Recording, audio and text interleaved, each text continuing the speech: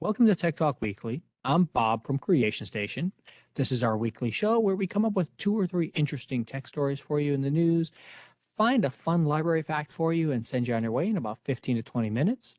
As always, if you have a story you'd like us to cover on the show, creationstation@broward.org comes right to me, and we'll try to get them on. Today, my guest is Catherine from marketing slash.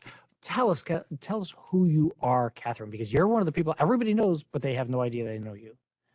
Yes, well, my name is Catherine McElrath, and I work in the Marketing, Publicity, and Communications Department.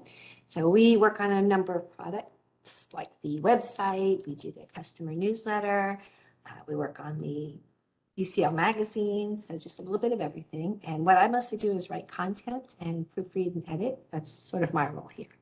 All those emails that you get from the library system, Catherine has a finger in almost every single one of them. Yes. Yes, we do them twice a week, so we've got them. We keep them coming. You've been writing and writing. It's so funny because this is why we have people like Catherine on, because she is someone who keeps the library system running and moving, and nobody ever sees or hears from these people. So we're going to put them on and do this.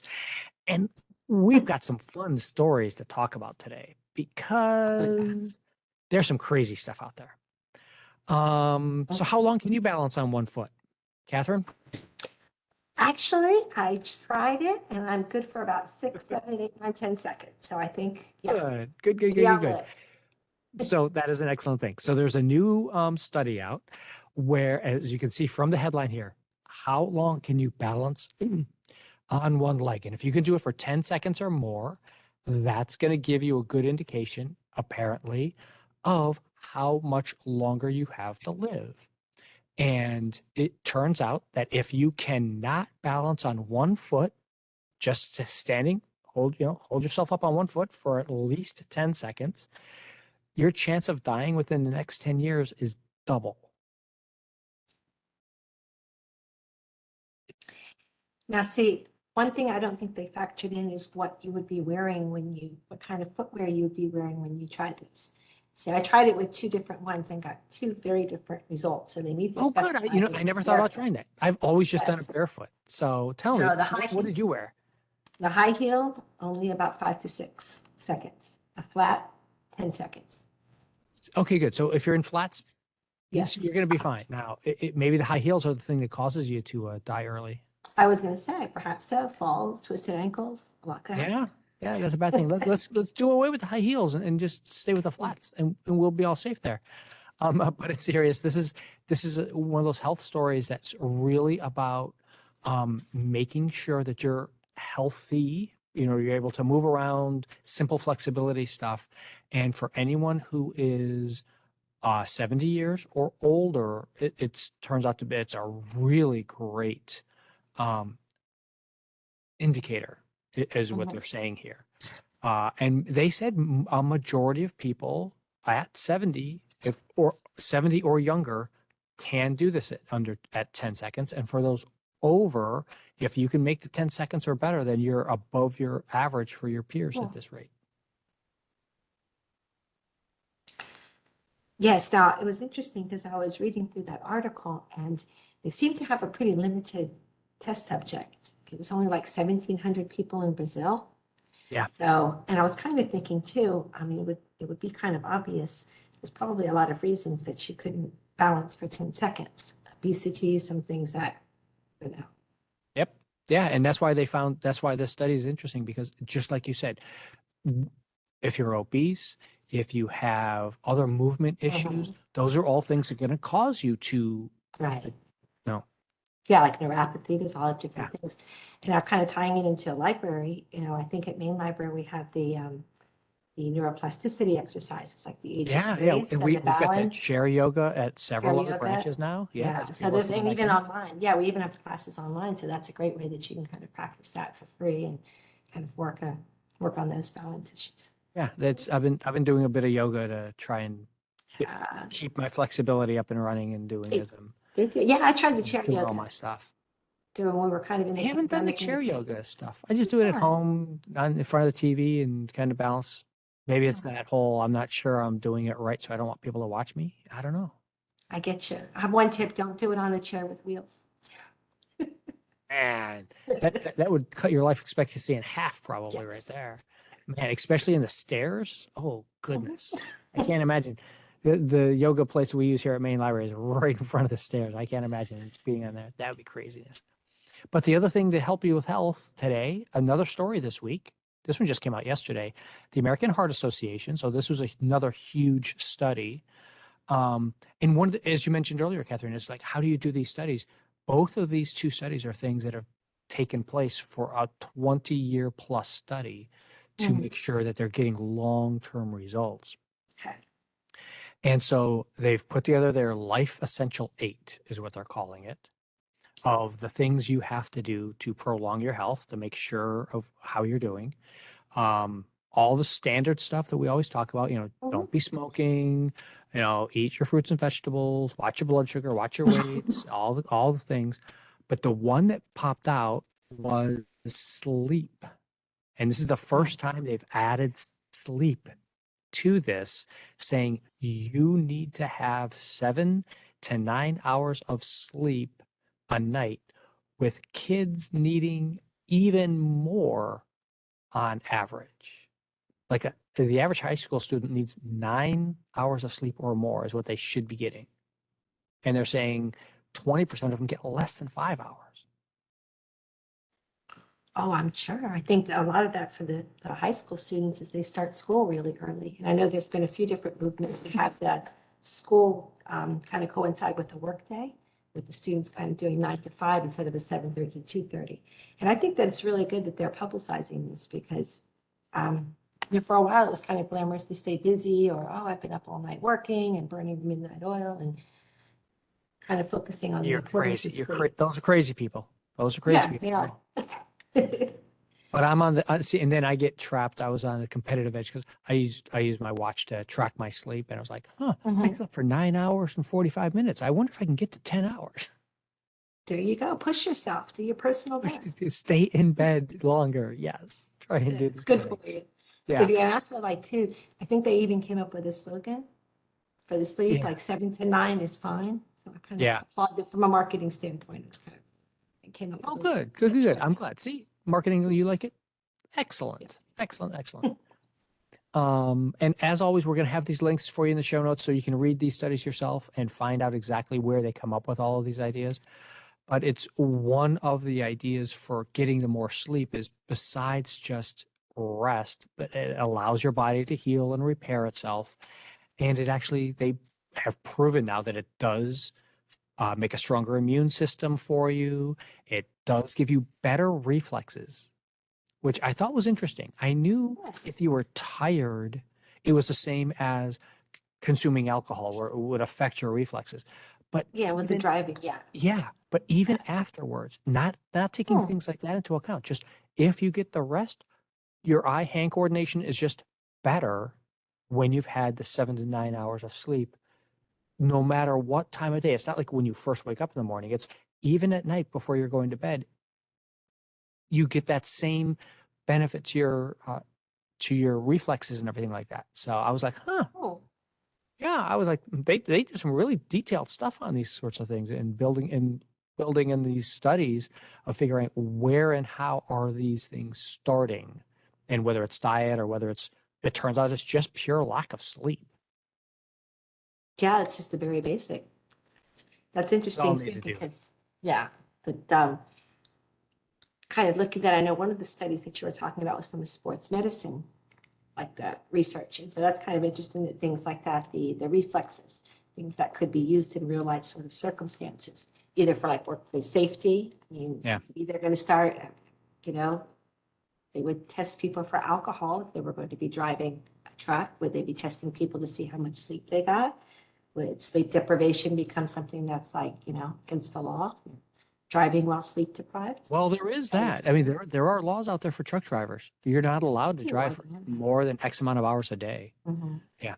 That's one of the big pushes for getting robotic trucks, is because you'd be able to have those trucks keep on driving when you don't have to have a Ooh. live person there doing it. Also self-driving trucks, that would work with all these supply side issues that they're Yeah. having Yeah. Yeah. too. Yeah. Yeah, it is. Very cool. And this is, again, 2,400 separate papers and scientific studies that they put together to do this. And you can track this for anyone from ages 2 and up now. So Excellent. take your time, go look at these things and go, or Yeah, just take Catherine's and mine's word for it and get some sleep. definitely. Go get some sleep tonight. Sleep for 8 hours this weekend. You had a nice long holiday weekend, folks. Get 3 or Yes. 4 consecutive days of good Yes. deep sleep. That's what you need.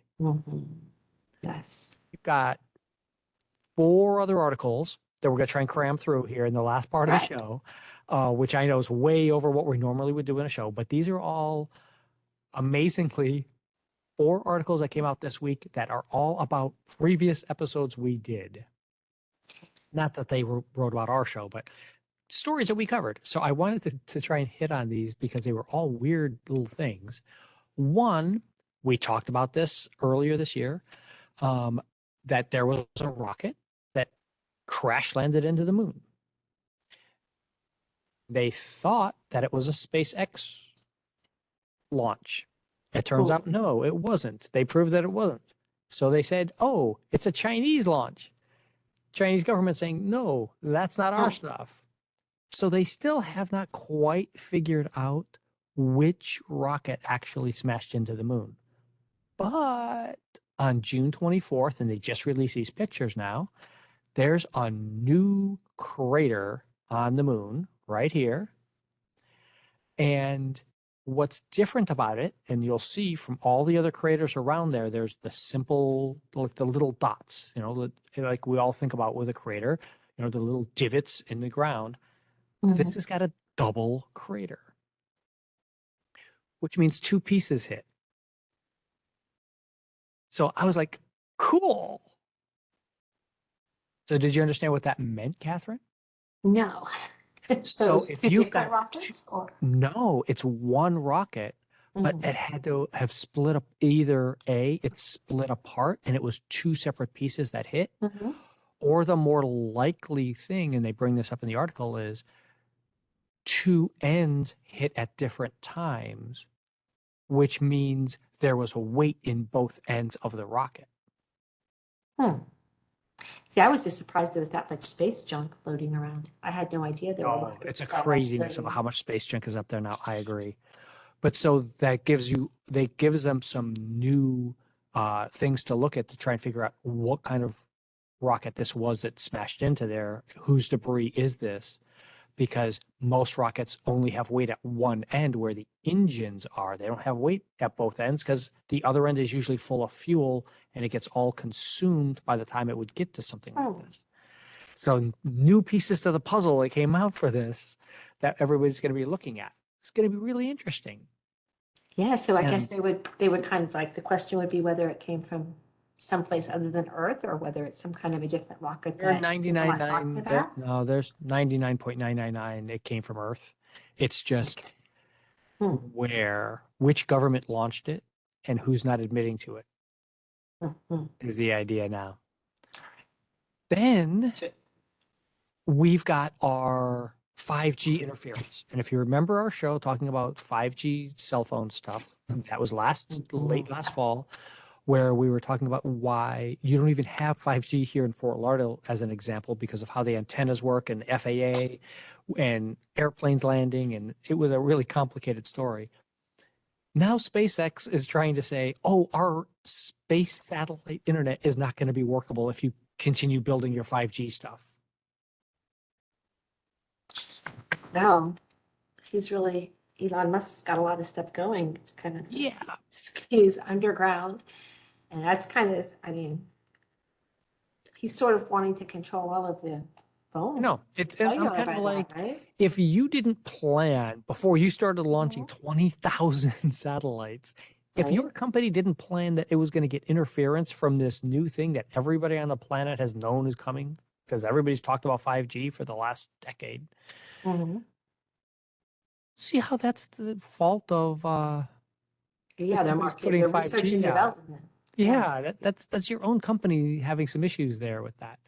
But he seems to have some issue. Well, that kind of seems to be an issue with him with his over-promising and under-delivering. Yep. Self-driving cars that blow up, and Yeah, rockets we flying try and around. do the opposite here with the library. We try and under Yes. promise and over deliver. Yeah, Mhm. not this other idea. But yeah, they're saying that because of how the spectrum works, that some of their Starlink things may be 74% unavailable, meaning you'll still get your internet connection 26% of the time during the day, and the other times it won't be available because of interference. Wow. So Now, this is not definite, like 100%. Has he said that there's? they don't know. limit to They don't that? know because they don't have enough 5G working and Starlink satellites working at the same time right now to be able to quantify everything. So yeah, Starlink is claiming 75%, 74% there. And the 5G people are saying, no, it's not going to be that bad. So, but it was an interesting story to come out and like, okay, let's go revisit this one and let people know that, yeah, there's still 5G issues coming up and we're going to talk about it. There's 2,700 of those satellites up there right now. And they want to put another 42,000. So they better fix this first before they launch too many more of these up there. Yes, I would think so. We need our. Don't think you We can need our. just say, you're interfering with us. You're not allowed to do it. You're international companies. You got to work it out. Somebody's going to have to pay something. Yeah, and like you said, this seems to be something that they should have maybe talked about beforehand, because before they have all the satellites flying up there and rockets hitting the moon, whatever else is going on. All the other stuff. I know. It's every week. It seems like we could do another talk about something with space because there's just so many crazy things out there, including the metaverse. So we've talked about metaverse here several times and what goes on with virtual reality and all the stuff like that. And we've also talked about the other problem that this story highlights. And with the app stores, with Apple and Google, they both take a cut of your pay. So anytime you buy something on an app store, the owner of that app store, Google or Apple, takes a cut of that. Amazon has their own small little app store. They take a cut also. So Facebook, up to this point, has taken a smallish cut, but now they're going to increase it up to 30% on all their VR stuff that they are doing. And since they're trying to be the center of the metaverse for virtual reality, now everybody's realizing that, wait a minute, this means Facebook's plan is to basically take a 30% cut of every dollar spent in the metaverse. And so people are not quite so happy with it. I can see why. I mean, What do you yeah, think? What do you think about that idea of who should pay for this?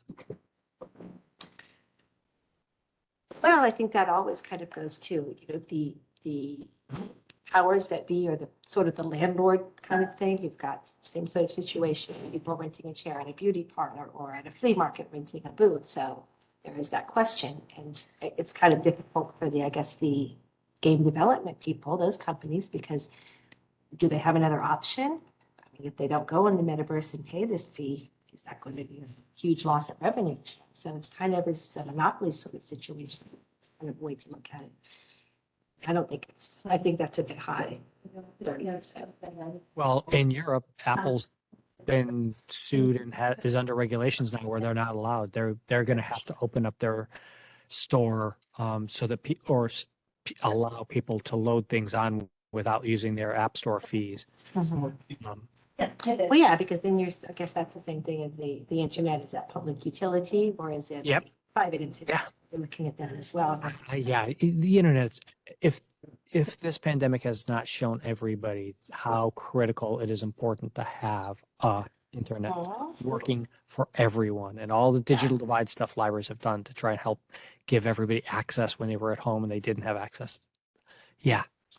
Yeah. You need access to this. And how are we need to come up with some kind of equitable way of, because you can't do it for free. You cannot expect Facebook to give you the metaverse for free or to and you can't expect it to just buy the VR headset and then have access to the metaverse without having to pay, whether you want to call it rent or a subscription or whatever, fee to use something. There's going to have to be some sort of fee because somebody's got to run those computers and pay for that electricity. Well, I think like with Facebook, everyone's gotten used to that being something they consider to be free. And what is that saying? If you're not paying for the product, you are the product. Yep. There you So go. people have been used to not, maybe not paying and then having the option or they have to. I can see why there might be some pushback too. Yeah, and those ad efforts are not going anywhere right now. So we're going to see what happens. And finally, Catherine brought us this really cool story that she doesn't even know was something that we talked about on this show last year. It's been almost 18 months ago that we talked about this, where NASA wants its moon stuff back. And back then it was an article about some rocks that someone had put up for sale because they claimed they had purchased them from an astronaut, from the estate of an astronaut, and then they were in turn reselling it, and they were not allowed, and now it's come back up again. Tell us about this one, Catherine. Well, apparently the an entomologist associated with Warren University got hold of some of the moon dust, and what they did is they fed it to cockroaches to see if it would affect them. So actually the entomologist who worked on the project, she kept the cockroaches and the moon rock pieces, and she had them displayed in her house for, I guess, many years. That was just stayed there quietly, and then when she passed away, her daughter sold them, and then somehow this cockroach and the pieces of the moon rock ended up with an auction house, and NASA found out and said, hey, we want our cockroaches and our moon rock. So, and I found out from reading this that apparently that's a big thing, that NASA likes to come and collect their rocks. Yeah, it's a huge thing. Yeah. And this photo here that I put up for you, this is what we're talking about. We're not talking about rocks. We're not talking about something you pick up in your hand. We're not even talking the size of a pencil eraser. We're talking this. In this vial here, that dust-like stuff, that's what we're talking about that is so valuable because there's only 60 something kilograms of it on Earth that we've brought back from the moon so far. And so there's not a lot out there for anyone to do. And that's why NASA's super careful about where it is, who gets access to this. And this is, cultural heritage type stuff. Yeah, I guess President Nixon was pretty generous in handing pieces of it out. I guess each of the 50 states and 100 and something countries. Yeah, and I read that there was something with Honduras in a general, something they had a piece of, And Catherine can tell you, we have a piece of the moon here at Main Library. Yes, We are the only public library in the country, probably in the world. I'm gonna hazard a guess and say it's the only one in the world because I don't think NASA gave it out to any other libraries. That you can come see a piece of the moon right here at Broward County Library, up on the 6th floor. Yes, and we had it. It was an astronaut from, I believe, Apollo 7. Yes. That was his 11. 11? Okay, and his wife bequeathed it to the library. Yes, it was. The sample is from 11, and he was on the Apollo 7 flight, and he was given a sample from the moon landings because he was an Apollo astronaut, and then his wife gave it to the library afterwards. Yeah. Yeah, but it's a really cool display. They've got the spacesuit, and you can see the little tapes. You can see the moon rock. So it's up on the 6th floor, which is a very cool floor too, because we've got the art gallery. So it's kind of a double shot if you come up to the. Yep, and the historical stuff is there, and the BNS is there for all sorts of archival books and things. So yeah, and when you come in, we've got NASA TV running there all the time, so you can see whatever is being launched at the moment, or the different shows that NASA's putting on if you don't pay attention to that at home. And see, we just ran way past our 20-minute mark. See, I knew we could do this. But we crammed it all in. We got all these stories in all at once. Thank you for being here today. Well, thank you so much for inviting me. It was wonderful. I'm going to throw up our final slide here. If there is a library or librarian you would like to see featured on the show, as always, creationstation@broward.org comes to us. Have a great holiday weekend, everybody. We'll see you next week. Bye.